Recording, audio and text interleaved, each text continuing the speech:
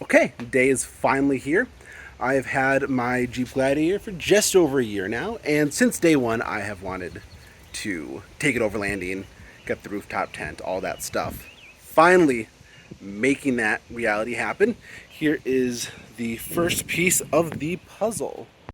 So I ordered the BillieBars system, and the reason that I picked this system was the fact that I could actually still use the tonneau cover while the system was installed, which was a big deal for me since I basically treat the truck bed almost like a trunk more than a traditional bed.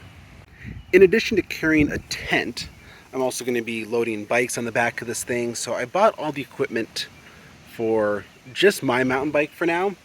I will eventually buy stuff that I can use to when I'm going places with my dad and brother, but I decided I was going to see how all this equipment worked, pros and cons, before investing the rest of the money into the system. I did want to give a special shout out to the packaging that the BillieBars system came in. It was incredibly well packaged, really no risk of scratch or dent or any damage, which was really nice to see. Also, there was actually a little personalized note inside the box, and so that was really fun. Cool seeing a company do something like that. With all that background information out of the way, it's time to get to work. Okay, I'm about halfway done with the install, and I'm not going to bother walking you guys through that. BillieBars actually gives you a QR code that links you to a video. I will say this, it's not quite as easy as the video shows, and since I don't possess three hands, I found it a little bit easier to pre-assemble and then set it in place before tightening everything up.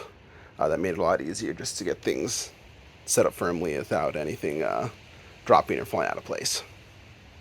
One quick note, if you are pre-assembling like I am, make sure that you have the bracket facing the right way before you start tightening everything down. Don't ask me how I know.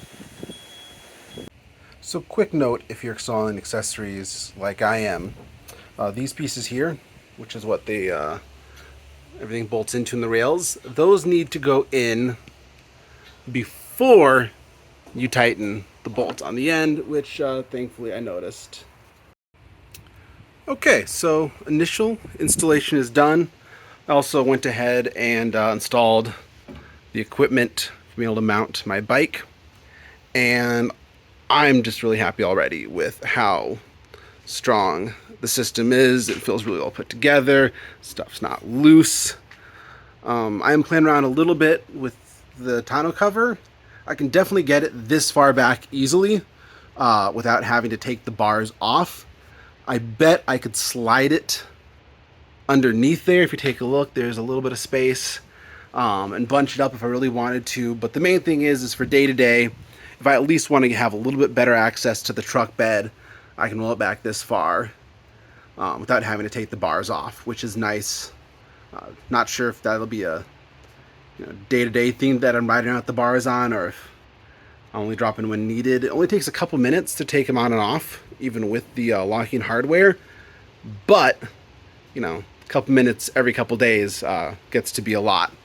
So next time I'll give you some of my thoughts once I've had a chance to shake it down for a little bit, give it a shot, and also will be posting a video about my thoughts on the bike carrier and how I like that versus a hitch rack, or just throwing the bike in the bed of the trunk.